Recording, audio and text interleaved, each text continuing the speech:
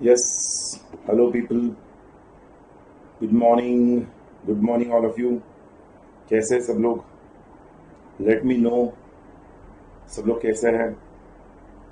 Yes, yes, yes, yes, yes, yes. कैसे हैं सब लोग? बोलो भाई कैसे हैं सब लोग? Hello hello hello hello all of you. Yes, Utkarsh आ गया क्या? उत्कर्ष आज टाइम पर एकदम. Utkarsh, are you there? Utkarsh, good morning, good morning. कैसे भाई? उत्कर्ष भाई कैसे हो?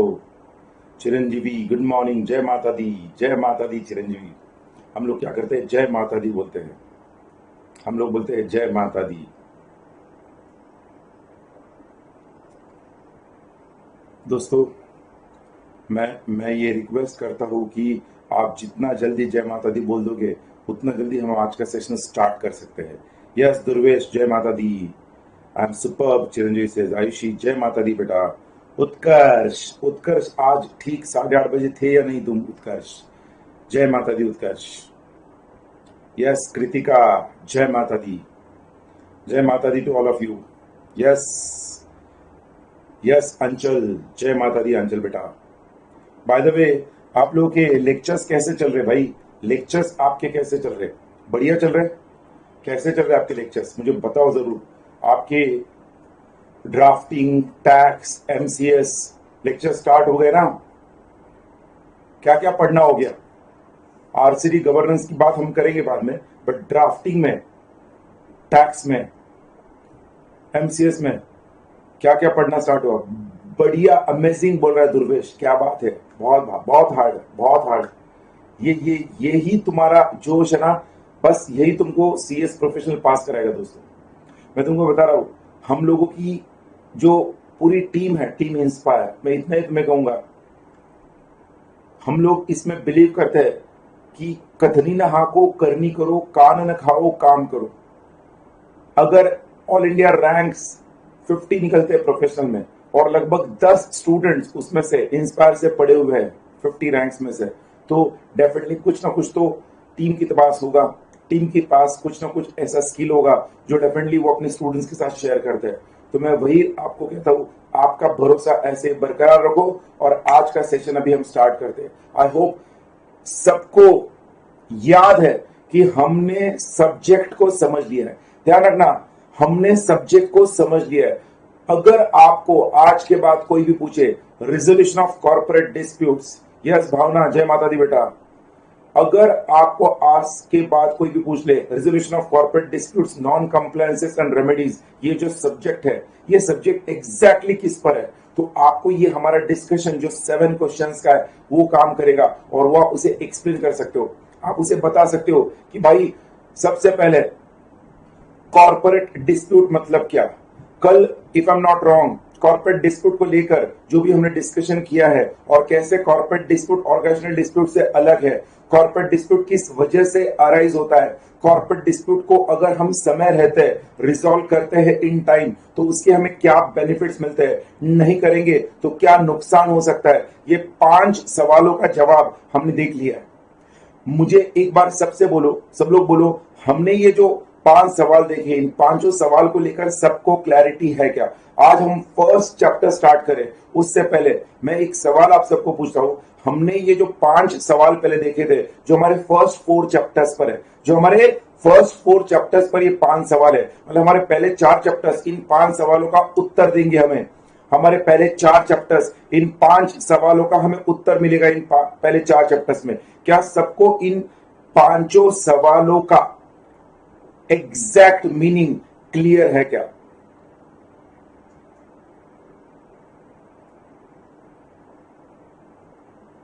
क्या लिखा है? अभी तो आग की चिराग लगी है. ये सर, आगे तो आग ही आग है. क्या बात है भाई, तुम बहुत अच्छे शायर हो. तुम बहुत अच्छे शायर हो चिरंजीवी.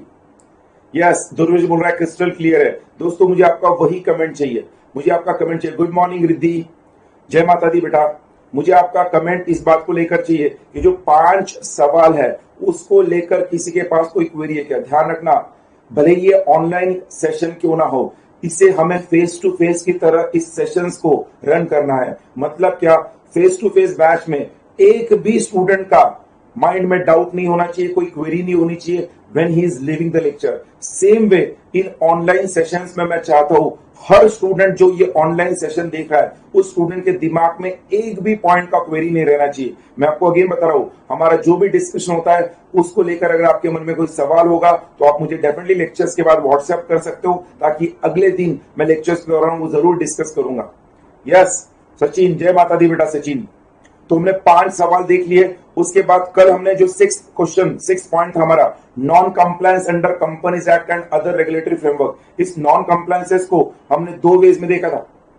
अगर सबको याद होगा, हमने नॉन कंप्लायंसेस को हमने इस तरह से समझा था कि जब हम नॉन कंप्लायंसेस कहते हैं तो नॉन कंप्लायंसेस के अंदर सबसे पहले क्या आता है? नॉन कंप्लायंसेस के अंदर आपका बोलो रेगुलेटरी एक्शन होता है। नॉन कंप्लायंसेस के अंदर आपके ऊपर प्रोसिक्यूशन होगा, पेनल्टीज होगा, पनिशमेंट होगा, और नॉन कंप्लायंसेस करने पर आपके खिलाफ civil and criminal trial procedure भी चलेगा। एक चीज मैं सबको बताना चाहता हूं, जब भी हम नॉन कंप्लायंसेस की बात करते हैं तो जरूरी नहीं कि हर डिस्प्यूट, प्लीज अंडरस्टैंड, कल किसी ने तो मुझे व्हाट्सएप पर सवाल पूछा था, I don't remember his name exactly, her corporate dispute ये कोर्ट में जाए ये जरूरी नहीं है। ध्यान रखना, हर कॉर्पोरेट डिस्प्यूट ये कोर्ट में, सिविल कोर्ट में जाना जरूरी नहीं है। कुछ कॉर्पोरेट डिस्प्यूट सेटल होते हैं, कुछ कॉर्पोरेट डिस्प्यूट्स का कंपाउंडिंग होता है, कुछ कॉर्पोरेट डिस्प्यूट्स का मीडिएशन और कॉन्सिलेशन होता है। तो कॉर्पोरेट डिस्प्यूट है मतलब कोर्ट में जाएगा जरूरी नहीं है।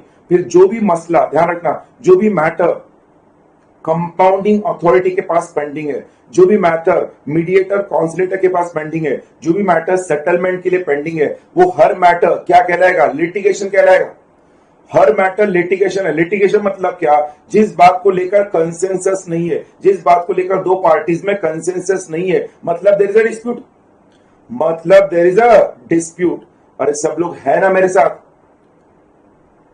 पॉइंट नंबर 6, नॉन कंप्लायंसेस में जो रेगुलेटरी एक्शन है, उस रेगुलेटरी एक्शन में मैंने आपको कहा था एक्शन एक तो सेबी एक्ट के तहत होगा, फीमा के तहत होगा, कंपटीशन कमीशन ऑफ इंडिया के तहत होगा, कंपटीशन एक्ट में, मॉनिटरिंग एक्ट के अंदर ईडी के तहत होगा, इनकम टैक्स अथॉरिटीज के थ्रू होगा, जीएसटी के थ्रू होगा। अलग अलग रेगुलेशंस है जो कंपनीज को क्या करने हैं? फॉलो करने हैं। और उन सारे रेगुलेशंस के तहत हम कहते हैं ये एक्शन होगा अगर उस पर्टिकुलर एक्ट का नॉन कंप्लायंस होता है। तो एक कंपनी को कंपनीज एक्ट के अलावा ये बाकी सारे एक्ट्स है, लॉज है जो कंप्लाई करना है। तो जब किसी कंपनी ने एक पर्टिकुलर लॉ का ब्रीच कर दिया तो डेफिनेटली उसका क्या होगा? उस पर्टिकुलर लॉ की जो अथॉरिटी है वो रेगुलेटरी एक्शन लेगी। अरे सब लोग है क्या? है तो एक थम्स अप कर दो। मैं जो बता रहा हूं सबको समझ रहा है तो एक थम्स अप कर दो। इस पॉइंट नंबर 6 का नॉन कंप्लायंसेस का जो मैंने एक्सप्रेशन दिया है, अगर ये क्लियर है तो थम्स अप कर दो। कोई सवाल है तो कमेंट करो, कोई सवाल है तो कमेंट करो, और अगर सब कुछ क्लियर है तो थम्स अप कर दो। क्या बात है, सचिन का थम्स अप आ गया है, रिद्धि, आयुषी, सबका थम्स अप आ रहा है। देखो यही एक्टिवनेस आपको बरकरार रखना है दोस्तों। जितना आप एक्टिवली इन्वॉल्व होगे ना उतना मजा आने वाला है। आज अभी हम फर्स्ट चैप्टर स्टार्ट कर रहे हैं, आज हम फर्स्ट चैप्टर स्टार्ट करेंगे।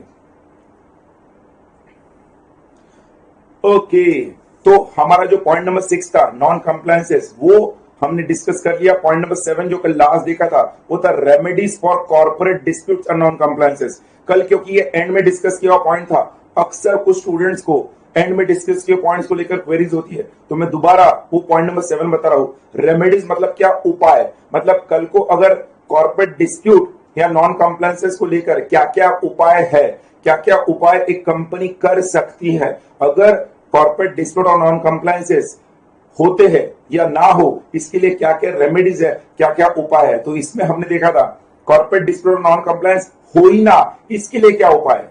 अरे कॉर्पोरेट डिस्प्यूट और नॉन कंप्लायंस हो ही ना, इसके लिए कंपनी के पास एक प्रिवेंटिव एक्शन लेने की एक पॉलिसी होनी चाहिए, जिसके लिए कंपनी के पास क्राइसिस मैनेजमेंट टीम होनी चाहिए। ये क्राइसिस मैनेजमेंट टीम क्या होगी, करेगी, जब भी कोई नॉन कंप्लायंस हो रहा है या हो सकता है या कोई कॉर्पोरेट डिस्प्यूट होने के चांसेस है, वो क्राइसिस मैनेजमेंट टीम उस डिस्प्यूट को बखूबी हैंडल कर लेगी और उसे प्रिवेंटिवली रोक देगी। प्रोफेशनल लायबिलिटी इंश्योरेंस टर्म मैंने कल आपको बताया था। प्रोफेशनल लायबिलिटी ये हम चैप्टर नंबर हमारा जो 8 है उसके अंदर डिटेल में देखेंगे, जिसमें मैंने आपको हिंट दिया था कि जो भी कंपनी के प्रोफेशनल्स होते हैं वो प्रोफेशनल्स को अगर कंपनी के लिए काम करते हो उन प्रोफेशनल से गलती से मिस्टेक हो गई और उसका खामियाजा पूरे कंपनी को भुगतना ना पड़े, प्रोफेशनल्स को भुगतना ना पड़े, इसलिए कंपनी अक्सर प्रोफेशनल्स के बिहाफ पर इंश्योरेंस निकालती है जिसे हम प्रोफेशनल्स लायबिलिटी इंश्योरेंस कहते हैं। फिर डायरेक्टर्स एंड ऑफिसर्स पॉलिसी जैसे प्रोफेशनल्स के लिए होती है वैसे ही कंपनी के डायरेक्टर्स के लिए भी कंपनी पॉलिसी निकालती है। कंपनी के जो ऑफिसर्स है मतलब क्या मैनेजमेंट बॉडी है जो डे टू डे ऑपरेशंस में काम करते हैं उनके लिए पॉलिसी होती है D&O पॉलिसी। तो professional liability insurance and D&O policy is one and the same. The only difference is professional liability insurance ये प्रोफेशनल्स के लिए होगा and directors and officers policy ये डायरेक्टर्स के लिए होगा। अरे पॉइंट नंबर 2 और 3 सबको क्लियर है क्या? पॉइंट नंबर 2 और 3 अगर सबको क्लियर है तो एक थम्स अप कर दो। अब एक थम्स अप मत करो, इस बार ऑलरेडी थम्स अप आ गया, इस बार ओके सर लिखो। पॉइंट नंबर 2 और 3 अगर क्लियर है तो ओके सर लिखो।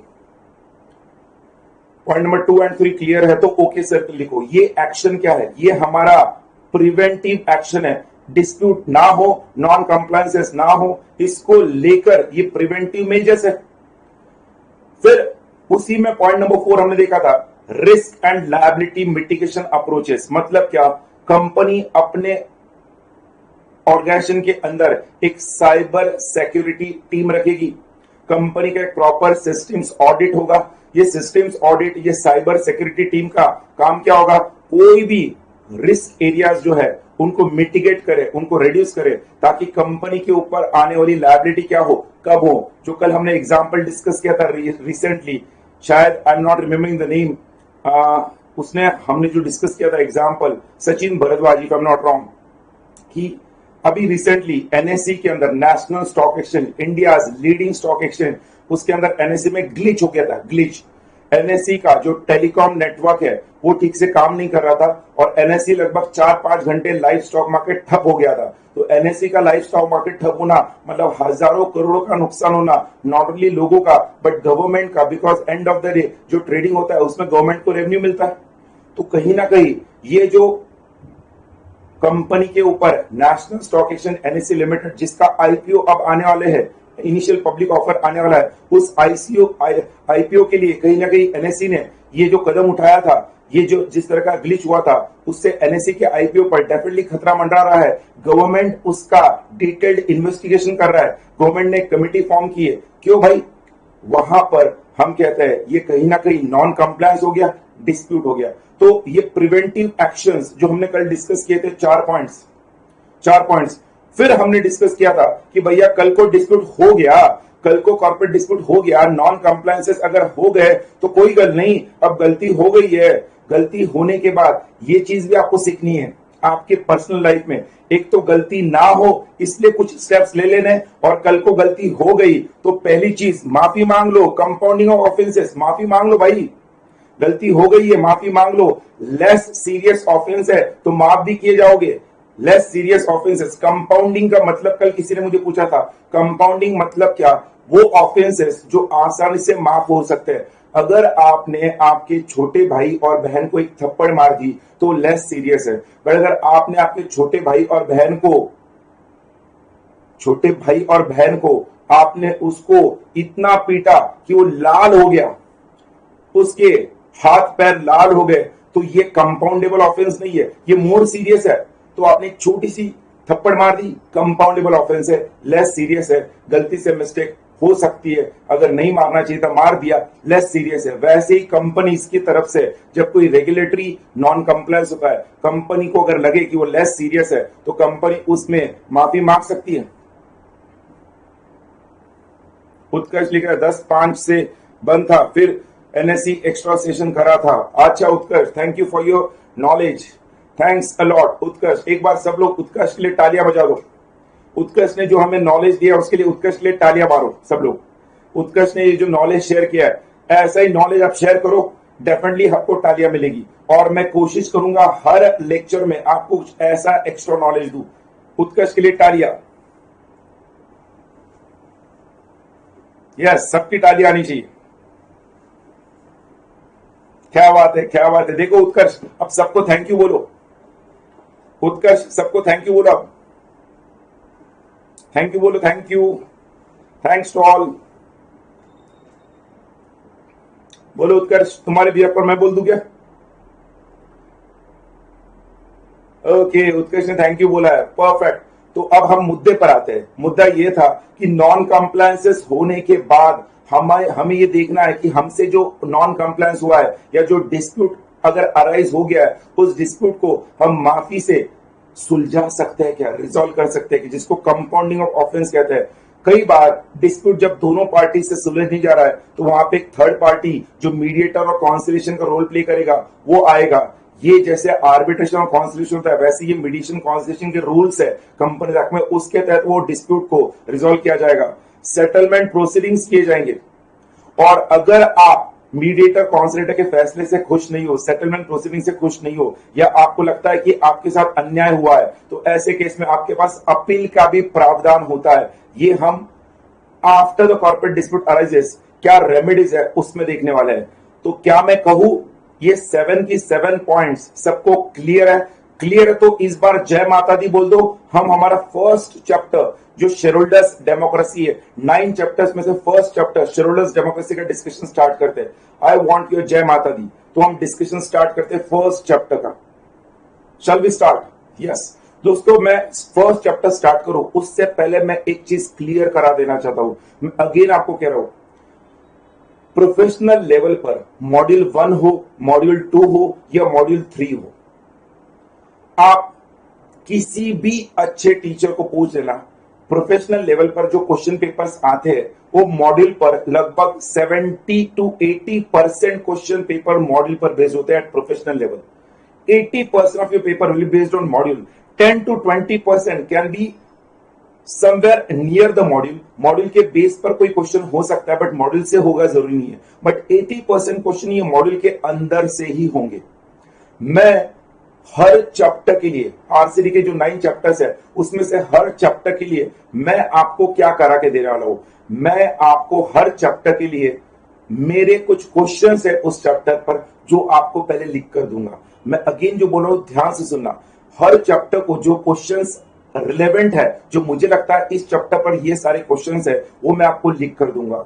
उसके बाद उस चैप्टर का पूरा डिस्कशन होने के बाद एंड में मैं उस चैप्टर को लेकर जो केस स्टडीज है, उस चैप्टर को लेकर अभी तक के आए हुए के जो एग्जाम के केस स्टडीज है या जो इंपॉर्टेंट केस स्टडीज है वो आपसे डिस्कस करूंगा। मतलब केस स्टडीज का डिस्कशन जैसे हमारा पूरा चैप्टर हो जाएगा उसके एंड में हम फिर से करेंगे। चैप्टर के दौरान तो मैं आपको केस स्टडीज बताऊंगा but special discussion her chapter के एंड में केस स्टडीज का होगा।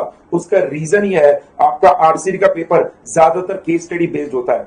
और मैं आज पहला चैप्टर स्टार्ट करने से पहले आपको बता रहा हूं, ये चाहो तो आप रिकॉर्ड कर देना और पेपर देने के बाद मुझे जरूर व्हाट्सएप करना। आज मैं बता रहा हूं आपके एग्जाम में 100 मार्क पे से मैं कंजर्वेटिवली, क्या कह रहा हूं, conservatively 90 to 95 marks of the paper, मैं क्या कह रहा हूं अगेन ध्यान सुनना, conservatively 90 to 95 marks of the paper, 90 to 95 marks of the paper, जो क्वेश्चंस मैं आपको दूंगा, जो केस स्टडीज मैं आपके साथ डिस्कस करूंगा, जो एक्स्ट्रा केस स्टडीज मैं आपको लिख कर दूंगा, उसके बाहर से नहीं आएगा। और अगर आता है तो मैं कैमरे पे बता रहा हूं, मुझसे डबल फीस लेके जाना।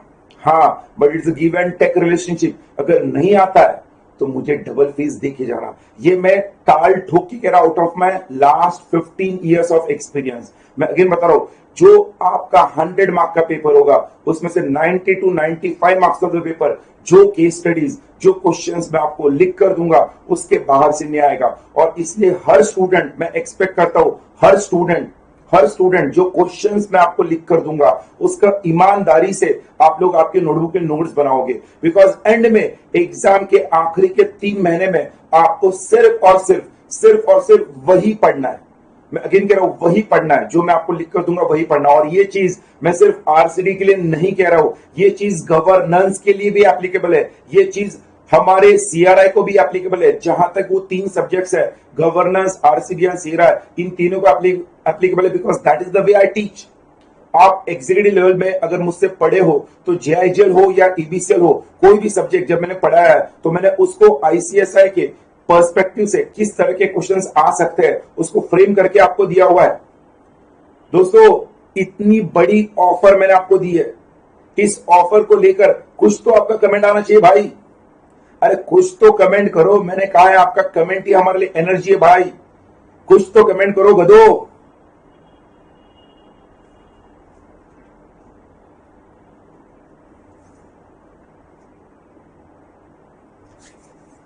अरे गधो, वाह वाह, देखो ये बोल रहा वाह वाह, सचिन बोल रहा है वाह वाह, थैंक यू, कृष्णा बोल रही है चिरंजीवी को लव हो गया है, इश्क हुआ है, इश्क हुआ है, लव हो गया है। उत्कर्ष ठेंगा दिखा रहा है, ठेंगा 9 महीने में पैसा डबल मेरा होने वाला है। 9 महीने में पैसा डबल मेरा होने वाला है, ध्यान रखना। 9 महीने में पैसा डबल मेरा होने वाला। एग्जाम्शन मैं अगेन कह रहा हूं, ये आपके हाथ में रहेगा, आप कैसे प्रेजेंट करते हो। इसलिए जो क्वेश्चंस मैं दे रहा हूं वही आपको करने हैं। अच्छा, Krishna is a boy, sir Krishna is a boy, ठीक है, कृष्णा इज अ बॉय। मज्जा आ गया सर, सुन के नहीं, ये प्रैक्टिकली पेपर लिखते वक्त आप एक्सपीरियंस करोगे। मेरे पास एक्सपीरियंस है, मैं आपको बता रहा हूं। Students have message me after the paper कि सर जो आपने क्वेश्चंस दिए थे, जो केसेस आपने बताए थे, वैसे ही क्वेश्चंस और केसेस आए हैं। So let us start our discussion for the first chapter. For the first chapter सब आपके नोटबुक में ईमानदारी से हेडिंग देंगे। हमारे फर्स्ट चैप्टर का जो नाम है शेड्यूल्ड डेमोक्रेसी।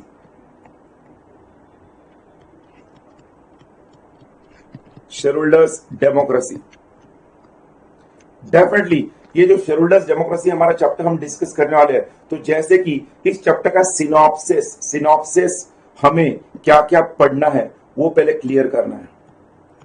ध्यान रखना, प्रोफेशनल लेवल में जब हम कहते हैं लेवल ऑफ नॉलेज एक्सपर्टाइज है, तो यहां पर आपको ये समझना है लेवल ऑफ नॉलेज एक्सपर्टाइज मतलब क्या। मतलब ये कि हर चैप्टर से इंस्टीट्यूट एक प्रोफेशनल के स्टूडेंट से कुछ ना कुछ एक्सपेक्टेशन रखती है कि उसे किस तरह का नॉलेज इस पर्टिकुलर चैप्टर से लेना है। और वो चैप्टर हम शुरुआत में ही सिनॉप्सिस के फॉर्म में समझ लेंगे कि इस चैप्टर में हमें क्या सीखना है, क्या समझना है। ये सिनॉप्सिस आपको रिवीजन के लिए काफी हेल्प करेगा।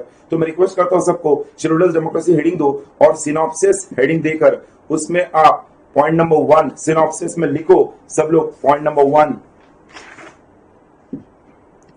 शेड्यूल्ड डेमोक्रेसी डैश करके उसमें आगे लिखो शेड्यूल्ड डेमोक्रेसी डैश करके उसके अंदर लिखो rights problem solution.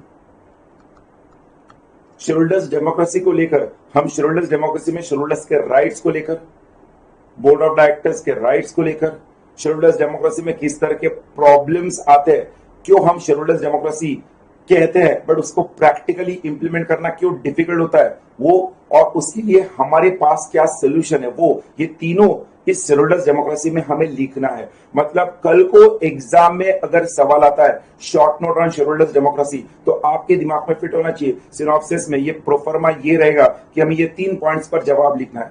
Scheduled democracy के ये पॉइंट नंबर 1 के बाद पॉइंट नंबर 2 आप लिखो majority powers and minority rights. Majority powers and minority rights, just for my understanding, क्योंकि आप लोग एग्जीक्यूटिव पास हो, मैं आप सबको एक सवाल पूछना चाहता हूं। आपने सीएस एग्जीक्यूटिव के कंपनी लॉ में किसी ने मुझे सवाल पूछा था क्या हमें इसके लिए कंपनी लॉ पढ़ना पड़ेगा क्या?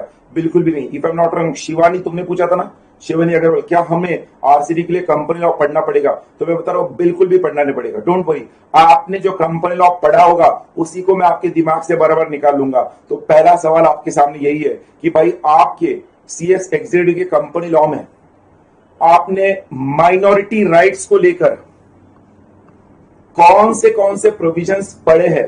क्या कोई मुझे कमेंट करके बता सकता है? देखो, मेजॉरिटी पावर्स में तो आप सबने सेक्शन 47 पढ़ा होगा।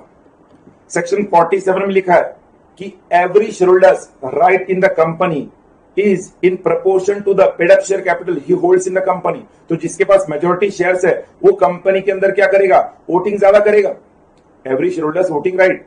ये तो हमें पता है, मेजोरिटी का डिसीजन बाइंडिंग होता है। माइनॉरिटी राइट्स को लेकर आपने कंपनीज एक्ट में, सी लॉ में क्या क्या राइट्स पढ़े, कोई बता पाएगा? माइनॉरिटी को लेकर क्या क्या राइट्स पढ़े? Let me see your thoughts. You are now professional students, you have cleared executive. Anyone can you comment? Operation mismanagement, ये हुई ना बात शिवानी, क्या बात है। ऑपरेशन मिसमैनेजमेंट को लेकर शिवानी के लिए हमने पढ़ा है, परफेक्ट बेटा, वेरी गुड। इसके अलावा और क्या पढ़ा है?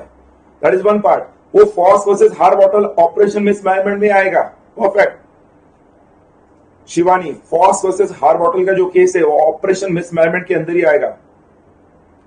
जिन्होंने जिन्होंने जो लिखा है ना, मैं उस पर उन्हें सवाल पूछने वाला हूं। क्लास एक्शन सूट भी बेटा ऑपरेशन मिसमैनेजमेंट का ही पार्ट है, चिरंजीवी, परफेक्ट। क्या बात है यार, इतने होशियार स्टूडेंट है, बहुत हार्ड, बहुत हार्ड। मैंने एक सवाल पूछा है भाई, सी लॉ के अंदर इट स्टार्ट फ्रॉम सेक्शन 1 से लेके सेक्शन 470, आपने ये ऑपरेशन मिसमैनेजमेंट के अलावा माइनॉरिटी राइट्स को लेकर क्या पढ़ा है? मैं आपको जब बोलूंगा आप बोलोगे धत तेरी की, हमें ये पता था, बड़े में स्ट्राइक क्यों नहीं हुआ? अच्छा, अल्ट्रा वायर्स एक्ट के बारे में लिखा है शिवानी ने, अल्ट्रा वायर्स एक्ट। ओके भाई, आपने, सब लोग ध्यान से सुनो, आपने माइनॉरिटी राइट्स को लेकर, अरे बोलो भाई, एंट्रेंचमेंट,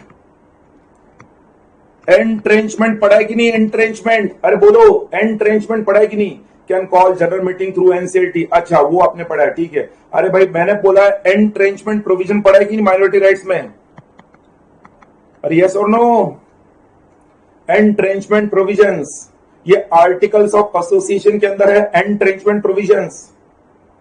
यस, आपने पढ़ा है। फिर आपने माइनॉरिटी राइट्स में small share holders director, SSD, small share holders director भी पढ़ा है। अरे पढ़ा है कि नहीं? स्मॉल शेयर होल्डर्स डायरेक्टर, ये भी माइनॉरिटी राइट्स में है। अरे फिर आपने principle of proportional representation, principle of proportional representation, याद है क्या? प्रिंसिपल ऑफ प्रोपोर्शनल रिप्रेजेंटेशन, ये भी आपने पढ़ा है। माइनॉरिटी राइट्स में आपने प्रिंसिपल ऑफ प्रोपोर्शनल रिप्रेजेंटेशन, ये बोर्ड ऑफ डायरेक्टर्स के अंदर है, जहां पर माइनॉरिटी शेयर होल्डर्स को अपने डायरेक्टर्स अपॉइंट करने के लिए क्यूमुलेटिव वोटिंग या शेयर ट्रांसफर वोट, अरे पता है कि नहीं, एसटीवी, शेयर ट्रांसफरेबल वोट या क्यूमुलेटिव वोटिंग, इस रास्ते से वो डायरेक्टर्स को अपॉइंट कर सकते हैं। Principle of proportional representation. तो दोस्तों आपने, मैं अगेन बता रहा हूं, आपने जो माइनॉरिटी राइट्स सी लॉ में पढ़े हैं, हम यहां पर पॉइंट नंबर 2 में उस majority powers and minority rights के बारे में डिस्कस करने वाले। और एक चीज मैं आपको आज दावे के साथ बता रहा हूं दोस्तों, अगर आपने सी लॉ में ऑपरेशन मिसमैनेजमेंट चैप्टर पढ़ा भी है, मैं आज आपको बता रहा हूं, जब हम ऑपरेशन मिसमैनेजमेंट चैप्टर डिस्कस करेंगे, आप मुझे एंड में जरूर कमेंट करके बोलना, मैं ये दावे के साथ कहता हूं, आप बोलोगे सर इससे पहले इतना इन डेप्थ, इतना इन डिटेल ऑपरेशन मिसमैनेजमेंट अगर कोई पढ़ा सकता था तो सिर्फ शुभम सर थे। शुभम सर के अलावा इतना इन डिटेल ऑपरेशन मिसमैनेजमेंट पढ़ाना बड़ा मुश्किल है भाई। मैं अगेन कह रहा हूं, ऑपरेशन मिसमैनेजमेंट, यस, शशि ने लिखा 90% voted in favour are majority, remaining minority. Okay correct. तो ये आपने कहां पर पढ़ा है? और एक पॉइंट आपने जो पढ़ा था कॉम्प्रोमाइज एंड अरेंजमेंट चैप्टर में,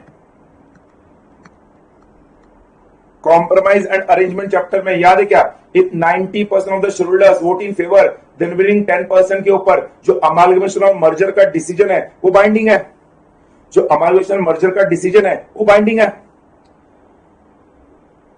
तो ये हमारा पॉइंट नंबर 2 होगा, majority powers and minority rights. इसके बाद हमारा पॉइंट नंबर 3 सिनॉप्सिस में आएगा, लिखो the principle of non interference, the principle of non interference. अब मैं आपको एक सवाल पूछ रहा हूं, जिन्होंने भी यहां पर जवाब दिए उनको मैं सवाल पूछ रहा हूं। मान लो शिवानी तुम्हारे लिए सवाल है, शिवानी तुम्हारे लिए सवाल है, या कृष्णा तुम्हारे लिए सवाल है, या शशांक, या शिवानी, शशांक, कृष्णा, कोई भी मुझे इस सवाल का जवाब दो। प्रिंसिपल ऑफ नॉन इंटरफेरेंस का मतलब क्या हुआ? मैंने जिनको बोला है वही जवाब देंगे, शशांक, कृष्णा या Shivani. Principle of non interference का मतलब क्या हुआ? कोई बोलेगा?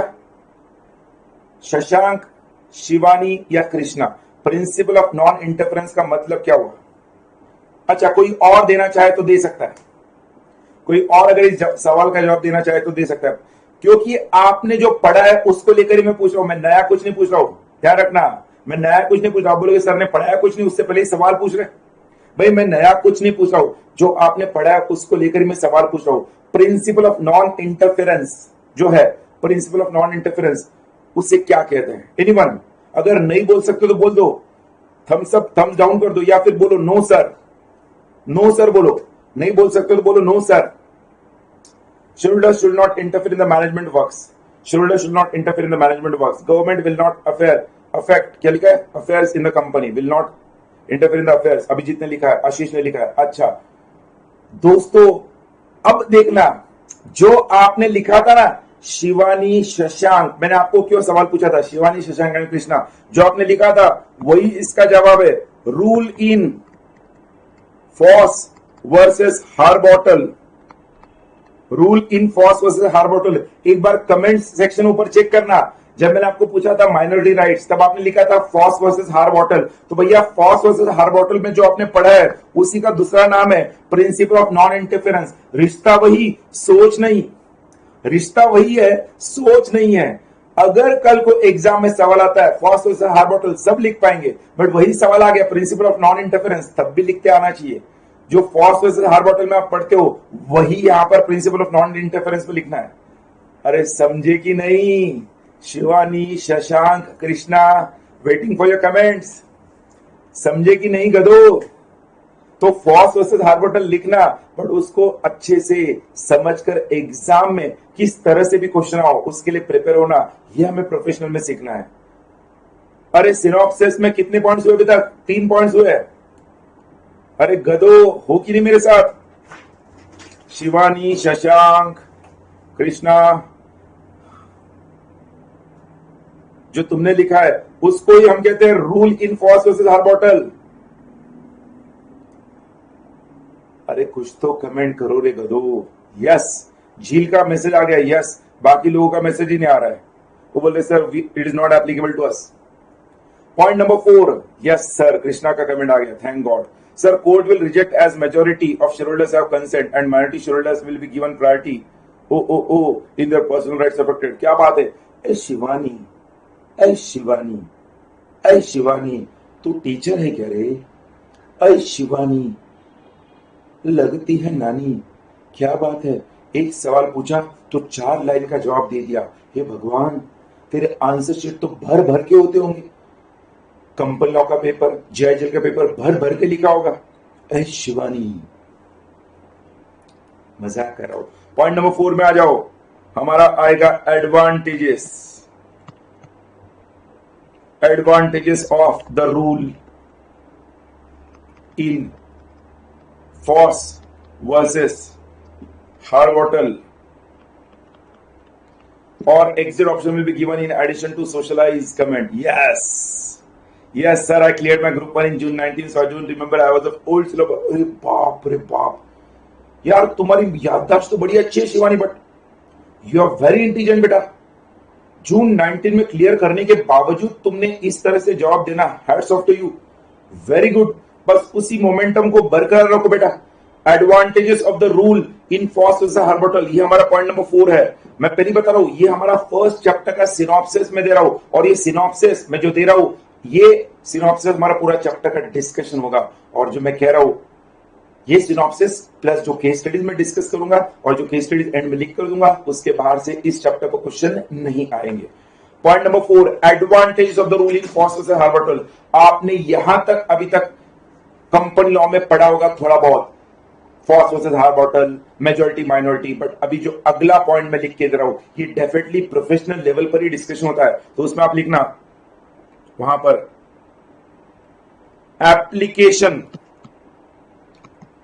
Application of Foss versus Harbottle in Indian context, in Indian context. भैया इंडिया के अंदर फॉस वर्सेस हार्बॉटल का एप्लीकेशन कैसे किया गया, इसमें हम आईसीआईसीआई का केस देखने वाले। आईसीआईसीआई का केस देखेंगे, आईसीआईसीआई का साथ ये केस हुआ था, application of the Foss Harbottle in Indian context. इस पॉइंट को स्टार मार्क करना, ये एक बहुत अच्छा एरिया है जहां पर एग्जाम में आपको सवाल पूछा जा सकता है, because most of you when you clear executive and come in professional, आपको बेसिक बेसिक पता होता है, बट ये जो क्वेश्चंस होते हैं थोड़े से हटके, इस पर प्रोफेशनल पे सवाल ज्यादा आते हैं। देन पॉइंट नंबर 6 आप देखना, exceptions to the rule in Foss versus Harbottle. Exceptions to the rule in Foss versus Harbottle. And last point number 7 जो मैं लिख कर दे रहा हूं वो आएगा, articles of the company are the protective shield. Articles of the company are the protective shield for the majority of shareholders. For the majority of shareholders.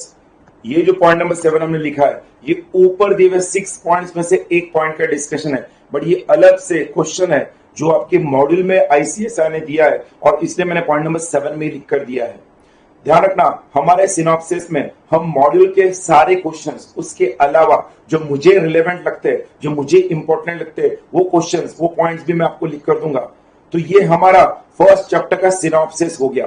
First chapter का synopsis जो मैंने आपके सामने रखा है, कितने पॉइंट्स का रखा है? 7 पॉइंट्स। और ये 7 पॉइंट्स के अलावा फर्स्ट चैप्टर में जो केस स्टडीज मैं लिख कर दूंगा, एंड में जो डिस्कस करूंगा, वो आपको पढ़ने हैं। क्या मैं कहूं कि सबने 7 पॉइंट्स लिख लिए? अगर लिख लिए तो एक थम्स अप कर दो। सबने ये 7 पॉइंट्स लिख लिए तो थम्स अप कर दो। क्या बात है भाई, यहां पर भी 7 पॉइंट्स हो गए। अगर सबने ये 7 पॉइंट्स लिख लिए तो थम्स अप कर दो। हम हमारा फर्स्ट पॉइंट शेड्यूलर्स डेमोक्रेसी का डिस्कशन स्टार्ट करते हैं। Will start our discussion for the first point. Waiting for your comments, waiting for your comments. तो बोलो भाई, हमारा जो फर्स्ट पॉइंट है शेड्यूलर्स डेमोक्रेसी, उसको लेकर डिस्कशन स्टार्ट करना है।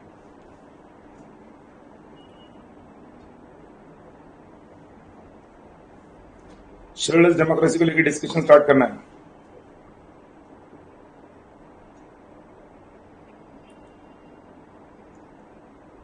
ओके, कुछ गधे कमेंट नहीं कर रहे, वो आलस कर रहे, डजंट मैटर। कुछ साइलेंट परफॉर्मर्स होते हैं लेक्चर में, तो साइलेंटली परफॉर्म करेंगे, डजंट मैटर। तो हमारा फर्स्ट पॉइंट है, अब first point, will start our discussion for the first point, shareholders democracy. Shareholders democracy, जिसमें इस फर्स्ट पॉइंट के अंदर मैं आपको बता रहा हूं, हम लोग इसको 3 एरोज में प्रेजेंट करेंगे, चार्ट पैटर्न में। शेड्यूलर्स डेमोक्रेसी को हम चार्ट पैटर्न में प्रेजेंट करेंगे, जिसमें डेफिनेटली जो पॉइंट लिखे, इसमें फर्स्ट पॉइंट में आएगा राइट्स, सेकेंड में आएगा प्रॉब्लम्स, और थर्ड पॉइंट में आएगा सोल्यूशन। तो मैं आप सबके सामने पहले ये तीनों पॉइंट्स डिस्कस करना चाहूंगा। डेफिनेटली मेरे डिस्कशन में मैं आपको कुछ सवाल पूछूंगा, और इस सवालों का जवाब आपको देना पड़ेगा। कितना आपका थॉट होराइजन है, आपके जवाब के ऊपर मैं अपना कमेंट करूंगा, और उसके बाद हम ये आंसर लिखेंगे। शेड्यूलर्स डेमोक्रेसी में जब मैं कहता हूं democracy, what do mean by democracy? Everyone is aware, what do you mean by democracy? Democracy का मतलब है of the people, by the people, for the people. तो जब हम शेड्यूलर्स डेमोक्रेसी की बात करते हैं, तो यहां पर क्या हुआ? By the schedulers, for the schedulers end of the schedulers. तो भैया शेड्यूलर्स डेमोक्रेसी में, जो शेड्यूलर्स डेमोक्रेसी के अंदर हम बात करते हैं by the schedulers, rule of schedulers क्या है भैया? रूल ऑफ शेड्यूलर्स क्या कहता है? कोई भी कंपनी के अंदर by the schedulers, for the schedulers end of the schedulers. भैया कंपनी किससे बनती है? कंपनी में पैसा किसका लगता है? शेड्यूलर्स का। तो बाय द शेड्यूलर्स। कंपनी जो बिजनेस करती है, जो प्रॉफिट कमाती है, वो किसके लिए कमाती है? For the schedulers. And company के अंदर डिसीजंस जो लिए जाते हैं, उस डिसीजंस में किसकी चलती है? Of the schedulers. ध्यान रखना, जब मैं शेयरहोल्डर्स डेमोक्रेसी के अंदर ये कहता हूं, राइट्स के अंदर rule of shareholders democracy is by the shareholders, क्या कहता हूं, बाय द शेयरहोल्डर्स, फिर कहता हूं फॉर द शेयरहोल्डर्स। ये पढ़ तो सब लेंगे, बट इस बाय का, फॉर का और ऑफ का मीनिंग समझना चाहिए। ऑफ द शेयरहोल्डर्स, तो जब हम बाय द शेयरहोल्डर्स की बात करते हैं, रूल ऑफ शेयरहोल्डर्स डेमोक्रेसी में बाय द शेयरहोल्डर्स की बात करते हैं, मतलब क्या, कंपनी के अंदर इन्वेस्टमेंट जो होता है वो शेयरहोल्डर्स की तरफ से होता है। तो company's investment is done by the shareholders, they are the owners of the company, they are the owners of the company. Company जो बिजनेस करती है, जो मुनाफा अर्न करती है, वो किसके लिए करती है, फॉर द शेयरहोल्डर्स। कंपनी के अंदर जो डिसीजंस लिए जाते हैं, वो डिसीजंस कौन लेते हैं, decisions is taken of the shareholders, decisions of the shareholders, किसकी चलती है, ऑफ द शेयरहोल्डर्स। तो हम कहेंगे रूल ऑफ शेयरहोल्डर्स डेमोक्रेसी ये है, bye the shareholders, for the shareholders, of the shareholders. ये कहने के लिए अच्छा लगता है, बट प्रैक्टिकली आपको भी पता है, प्रैक्टिकली आपको भी पता है, कंपनी के अंदर ओनर्स भले ही शेयरहोल्डर्स क्यों ना हो, कंपनी के अंदर ओनर्स भले ही शेयरहोल्डर्स क्यों ना हो, shareholders do not play an active role in the day to day operations of the company. Company के अंदर डे टू डे ऑपरेशंस में अहम रोल कौन निभाता है, board of directors. Important role कौन निभाता है, बोर्ड ऑफ डायरेक्टर्स। तो शेयरहोल्डर्स इन्वेस्टर्स है, दे ओनर्स है, बट वो कैसा रोल प्ले करते हैं, they play role as a passive investor, they play role as a passive investor. Company के अंदर जो डे टू डे ऑपरेशन है वो कौन रन करता है, board of directors, board of directors who act on behalf of the company. हाँ, ये बोर्ड ऑफ डायरेक्टर्स को अपॉइंट कौन करता है, शेयरहोल्डर्स। तो मतलब शेयरहोल्डर्स अपॉइंट करते बोर्ड ऑफ डायरेक्टर्स को, but shareholders day to day operations में पार्टिसिपेट नहीं करते, डे टू डे ऑपरेशंस में बोर्ड ऑफ डायरेक्टर्स पार्टिसिपेट करते हैं। तो रूल ऑफ शेयरहोल्डर्स हमें कहता है, अगर शेयरहोल्डर्स ओनर्स है बट पैसिव इन्वेस्टर्स है, और बोर्ड ऑफ डायरेक्टर्स कंपनी का क्या करते हैं, डे टू डे ऑपरेशंस संभालते हैं, तो इन बोर्ड ऑफ डायरेक्टर्स का कंपनी के प्रति दो ड्यूटीज है। ड्यूटी नंबर 1, इन बोर्ड ऑफ डायरेक्टर्स का ड्यूटी है fiduciary duty. Do you know anyone what is meaning of the word fiduciary? कोई बोल पाएगा फिडुशियरी का मतलब क्या है? I am waiting for your comments. Fiduciary का मतलब क्या है, कोई बोल पाएगा क्विकली?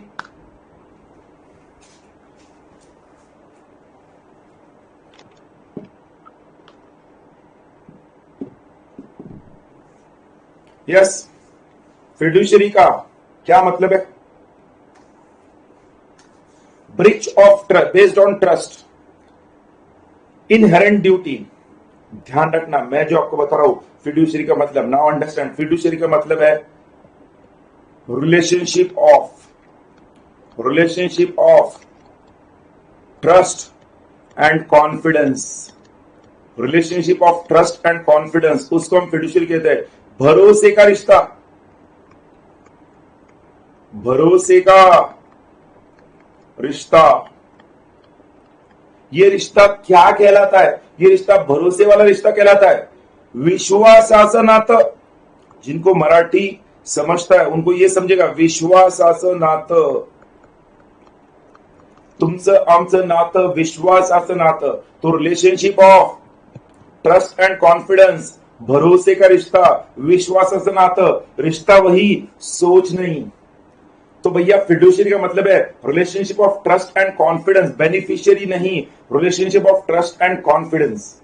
भाई कंपनी के अंदर जब शेयरहोल्डर्स बोर्ड ऑफ डायरेक्टर्स को अपॉइंट करते हैं, तो शेयरहोल्डर्स का और कंपनी का बोर्ड ऑफ डायरेक्टर्स के ऊपर क्या होता है, भरोसा होता है, ट्रस्ट होता है, उन पर विश्वास होता है। भरोसा और विश्वास, भरोसे का रिश्ता, विश्वासाचं नातं। तो कंपनी के अंदर ये जो बोर्ड ऑफ डायरेक्टर्स है, इनका ड्यूटी नंबर 1 क्या है? Duty number 1 is fiduciary duty, and duty number 2 is to take utmost care of the shareholders' money as if the money is their own money. भैया to take utmost care in the decisions of the company, because देखो, अगर हमें फैसले हमारे पैसों की utilisation का लेना है तो हम सही ढंग से लेते हैं, बट किसी और के पैसे जब हमें संभालने के लिए दिए तो हमारे ऊपर जिम्मेदारी ज्यादा बढ़ जाती है।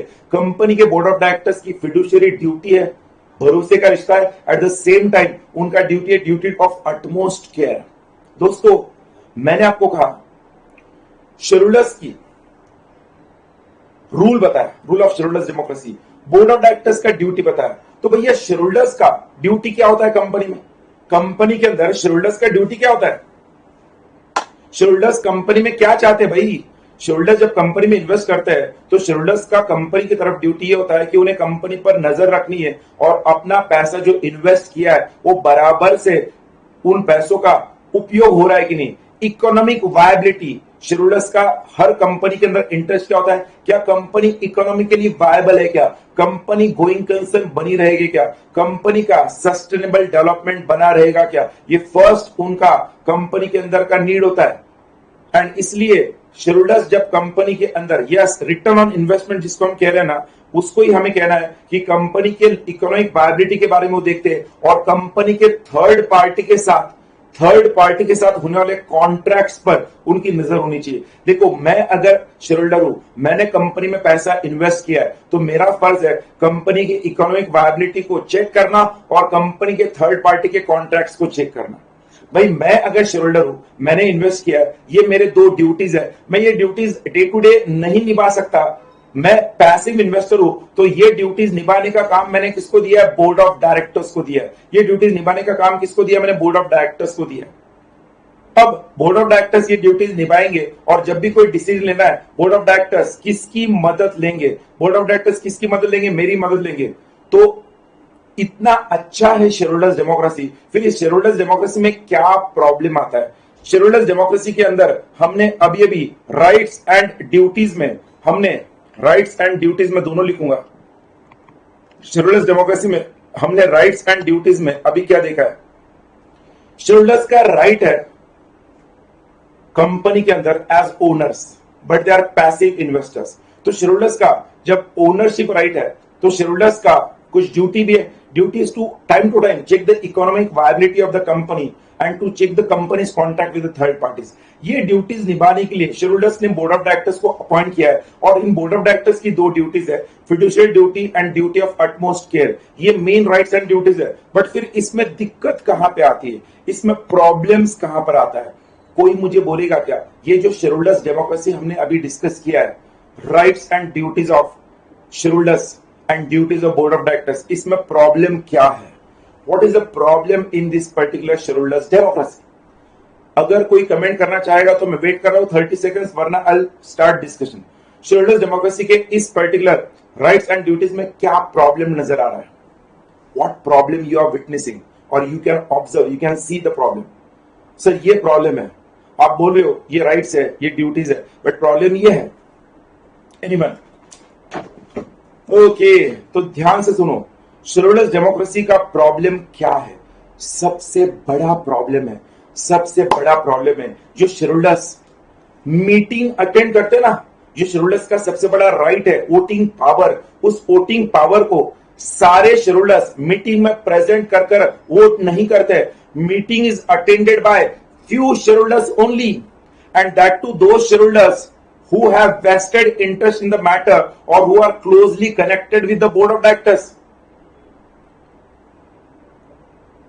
हाँ, हम प्रॉब्लम की बात कर रहे हैं। Shareholder suggestions are not considered. Correct Sachin, ये तो प्रॉब्लम है। Shareholder suggestions are not, minority shareholders interest is affected, ये तुम प्रॉब्लम बता रहे हो। करेक्ट। मेन प्रॉब्लम क्या है दोस्तों? ये मेन प्रॉब्लम, ये जो आप बता रहे हो वो नहीं, मेन प्रॉब्लम शेयरहोल्डर्स की तरफ से है। भैया शेयरहोल्डर्स जो होते हैं, शेयरहोल्डर्स मीटिंग को अटेंड ही नहीं करते। क्यों अटेंड नहीं करते? But it is not possible for them sometimes. अब जस्ट इमेजिन करो, मैं एग्जांपल लेता हूं यहां पर निधि का।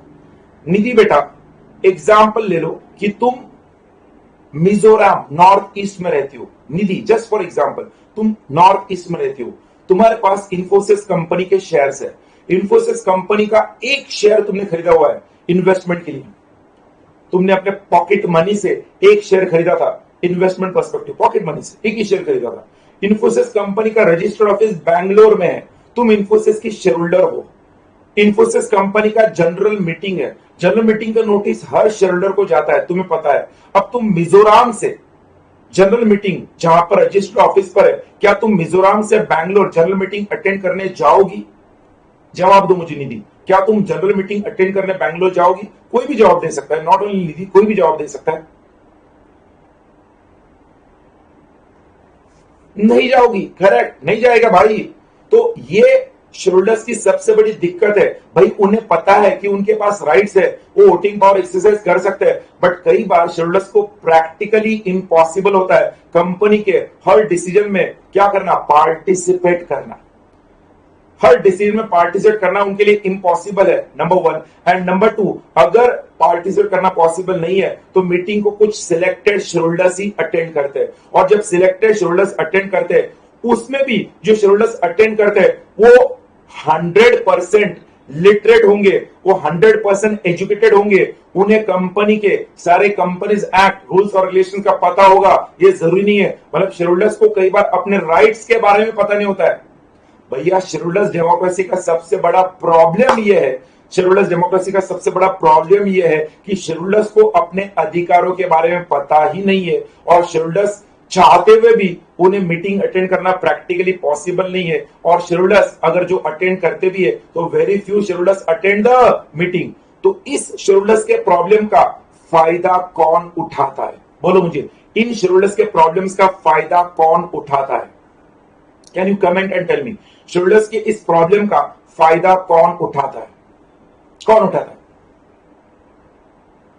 Can you comment and tell me? Shivani बेटा, तुम्हारे सवाल का जवाब मैं दूंगा, don't worry, I give answer of your question. Let me first come to my point, discuss my point. तुम्हें अगर कोई पूछना तो एंड में रखो। करेक्ट, कंपनी के बोर्ड ऑफ डायरेक्टर्स उठाते हैं, कंपनी के बोर्ड ऑफ डायरेक्टर्स शेयरहोल्डर्स को एक्सप्लॉइट करते हैं, कंपनी के बोर्ड ऑफ डायरेक्टर्स शेयरहोल्डर्स को एक्सप्लॉइट करते हैं, क्योंकि उनके इस इग्नोरेंस का सबसे बड़ा फायदा कंपनी के बोर्ड ऑफ डायरेक्टर्स उठाते हैं, जिनको शेयरहोल्डर्स ने अपॉइंट किया है। बोर्ड ऑफ डायरेक्टर्स के आगे जाके मैं कहूं, कंपनी के मेजॉरिटी शेयरहोल्डर्स उठाते हैं। देखो, बोर्ड ऑफ डायरेक्टर्स से भी मैं कहूंगा, कंपनी के वो मेजॉरिटी शेयरहोल्डर्स जिनका कंपनी में मेजॉरिटी राइट है, वो इन माइनॉरिटी शेयरहोल्डर्स जैसे निधि जैसे शेयरहोल्डर्स का एक्सप्लॉयटेशन करते हैं, शोषण करते हैं, और इसलिए निधि जैसे शेयरहोल्डर्स अक्सर नुकसान खाते हैं। तो शेयरहोल्डर्स के इस इग्नोरेंस का सबसे बड़ा फायदा कंपनी के majority shareholders and definitely board of directors भी उठाते हैं। तो ये प्रॉब्लम है। प्रॉब्लम सबको नजर में आया क्या? फिर मैं शिवानी के सवाल का जवाब देता हूं। प्रॉब्लम सबको समझा क्या? शेयरहोल्डर्स डेमोक्रेसी का प्रॉब्लम क्या है, सबको समझा क्या? Problem number one, not possible for the shareholders to attend every meeting. Number two, even if attended by the shareholders, very few shareholders attend the meeting. Number three, not all the shareholders are that much educated to understand the provisions and discussions going on in the meeting. अच्छा, ये problem है। अब शिवानी ने comment किया था, मैं सबको request करता हूं, आपका जो भी कमेंट होगा प्लीज एंड में किया करो, बट अभी उसने कमेंट किया इसलिए मैं दे रहा हूं कि सर इलेक्ट्रॉनिक वोटिंग। तो शिवानी बेटा और सब लोग जो यहां पर बैठे हैं, सबको पता है इलेक्ट्रॉनिक वोटिंग जो कंपनीज एक्ट 2013 में इंट्रोड्यूस हुआ है, electronic voting is not for every company. Electronic voting का सेक्शन कहता है जिस कंपनी में 1000 से ज्यादा शेयरहोल्डर्स हो, वो लिस्टेड कंपनी हो, उसके कुछ कंडीशंस है, and that too for every matter to be discussed in the company. हर डिसीजन के लिए इलेक्ट्रॉनिक वोटिंग नहीं होता है शिवानी, हर डिसीजन के लिए इलेक्ट्रॉनिक वोटिंग नहीं होता है। आप समझना मेरी बात को, हर डिसीजन के लिए इलेक्ट्रॉनिक वोटिंग नहीं होता है। Is it clear Shivani? अगर तुम्हारा पॉइंट क्लियर है, प्रॉब्लम सबको समझा है, तो मैं सोल्यूशन आपको दे देता हूं। प्रॉब्लम सबको समझा है तो फिर हम सोल्यूशन देखेंगे। शैल आई डिस्कस द सोल्यूशन? अगर आपको प्रॉब्लम समझा है सबको तो एक थम्स अप कर दो। यस सचिन, प्रॉब्लम अगर सबको समझा है तो एक थम्स अप कर दो, हम सोल्यूशन में जाते हैं। भैया हमने शेयरहोल्डर्स डेमोक्रेसी क्या है वो देखा, हमने शेयरहोल्डर्स डेमोक्रेसी में क्या प्रॉब्लम्स आते हैं वो देखे, अब हम शेयरहोल्डर्स डेमोक्रेसी के लिए सोल्यूशन भी क्या कर रहे हैं, सजेस्ट कर रहे हैं। और दोस्तों, ये जो 3 पॉइंट्स में मैं डिवाइड करके आपको बता रहा हूं ना, ये कहीं पर आईसीएसआई के मॉडल में नहीं दिया है, ये हमारा एक्सपर्टाइज है, ये हमारा एक्सपर्टाइज है, और इसलिए आंसर पेपर में जब आप आंसर लिखोगे तो आपका आंसर बाकी स्टूडेंट्स के मुकाबले यूनिक होगा। स्टूडेंट्स भी शेयर होल्डर्स डेमोक्रेसी पर लिखेंगे बट इस ढंग से नहीं लिखेंगे। प्रॉब्लम के साथ अब सोल्यूशन हम डिस्कस कर रहे हैं। सोल्यूशन नंबर 1, सब लोग ध्यान से सुनना। सोल्यूशन नंबर 1, अगर हमें इस प्रॉब्लम की जड़ तक जाना है तो सोल्यूशन नंबर 1 ये है, जो शेयर होल्डर्स है, निधि जैसे जो शेयर होल्डर्स है, निधि जैसे जिनके पास इक्का दुक्का शेयर्स है और जो डाइवर्सिफाइड है, it is more advisable in 21st century कि इसके लिए एक ही सोल्यूशन है। शेयर होल्डर्स ने, इस तरह के शेयर होल्डर्स ने, निधि जैसे शेयर होल्डर्स ने एक साथ आकर उनका शेयर होल्डर्स एसोसिएशन फॉर्म करना चाहिए। उनका share holders association, they must get theirself registered under societies registration act. नीति जैसे शेयर होल्डर्स ने एक साथ आकर शेयर होल्डर्स एसोसिएशन फॉर्म करना चाहिए, which they must get registered under societies registration act. अब वो रजिस्टर करने के बाद, सुन लो, निधि जैसे शेयर होल्डर्स जब इस एसोसिएशन के मेंबर बन जाएंगे, एक और सोल्यूशन ये है, कंपनीज पर ये प्रेशर आना चाहिए या कंपनीज एक्ट में प्रोविजन करना चाहिए कि कंपनी जब निधि जैसे शेयर होल्डर्स को शेयर्स इश्यू करेगी तो कंपनी ने उनके एसोसिएशन के नाम से शेयर्स इश्यू करने। किसके नाम से? एसोसिएशन के नाम से शेयर्स इश्यू करने। तो who will be the share holder in the books of company? Association. अब निधि के पास एक शेयर है और निधि जैसे 10,000 लोग हैं और उन 10,000 लोग उस एसोसिएशन के मेंबर्स है, तो एसोसिएशन के पास टोटल कितने शेयर्स है? बोलो मुझे, कमेंट करके बोलो, एसोसिएशन के पास टोटल कितने शेयर्स है? मैं उस पर भी आऊंगा सचिन बेटा, प्रॉक्सी पर भी आऊंगा। प्लीज आप आपका सजेशन अभी मत दो, मैं आपका सजेशन अगर लगा तो डेफिनेटली मांग लूंगा आपको। जो मैं बोल रहा हूं पहले वो समझो। निधि के पास अगर एक शेयर है और ऐसा 10,000 शेयर होल्डर्स है जिन्होंने एसोसिएशन फॉर्म किया, तो ऐसे कितने शेयर होल्डर्स हुए? बोलो, अरे कितने शेयर्स हुए उनके पास? 10,000 शेयर होल्डर्स है, एक शेयर है हर एक के पास, उन्होंने एसोसिएशन फॉर्म किया, तो टोटल नंबर ऑफ शेयर्स 10,000 हो गए।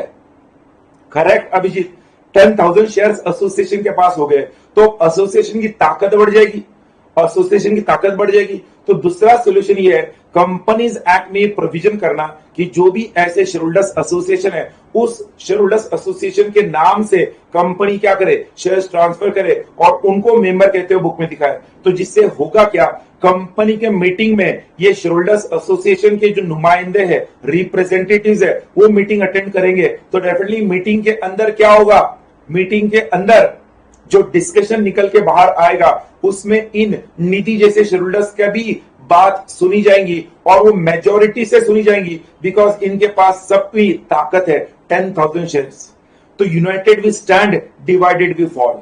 United we stand, divided we fall. So what is the solution in shareholders democracy? The solution in shareholders democracy is वो shareholders जिनका एक्सप्लॉयटेशन हो रहा है मेजोरिटी शेयरहोल्डर्स के तहत, वो शेयरहोल्डर्स का एक एसोसिएशन फॉर्म हो और एसोसिएशन के नाम से कंपनी शेयर्स रजिस्टर कर दे, ताकि एसोसिएशन मीटिंग को अटेंड करे और मीटिंग के अंदर फेयर मैनर में क्या हो? डिसीजंस हो। इसके लिए वो रोल प्ले करे। अरे सबको समझा है क्या? सबको समझा है क्या? Yes yes, unity is strength. तो दोस्तों बहुत ही सिंपल पॉइंट था शेयरहोल्डर्स डेमोक्रेसी, बट मैंने आपको उसका आंसर लिखने का तरीका भी पहले डिस्कस किया है कि एग्जाम में ये सवाल आने पर भले बाकी स्टूडेंट्स वो लिखेंगे, बट हमारा लिखने का तरीका एकदम अलग होगा। हमारे लिखने के तरीके में हम पहले yes, rights and duties of shareholders, problems faced by the shareholders democracy and solution for the shareholders democracy, ऐसे 3 हेडिंग के साथ जब हम आंसर लिखेंगे पॉइंट्स में, कल के सेशन में मैं वो आंसर लिख कर दूंगा। डेफिनेटली कल मतलब नेक्स्ट वर्किंग डे मैं आंसर लिख कर दूंगा। एंड मैं आपको दावे के साथ बोलता हूं, आप ये आंसर लिखो, you will score wonderful marks, because maximum students ऐसा नहीं लिखने वाले। आज के लिए बस इतना ही। आपका अगला लेक्चर है अभी। टाटा बाबा बोलो सब लोग, मुझे टाटा बाबा बोलो, सलाम नमस्ते बोलो। हमने पूरे चैप्टर का सिनॉप्सिस लिख लिया, समझ लिया, और हमने शेयरहोल्डर्स डेमोक्रेसी जो फर्स्ट पार्ट है उसको पढ़ना स्टार्ट कर दिया। हमने उसको पढ़ना स्टार्ट कर दिया। सिनॉप्सिस हमें समझ में आ गया है। फर्स्ट चैप्टर का फर्स्ट पॉइंट शेयरहोल्डर्स डेमोक्रेसी हमने डिटेल में पढ़ लिया है, समझ लिया है। अगले चैप्टर में उसका नोट्स लिखेंगे। Bye bye, see you.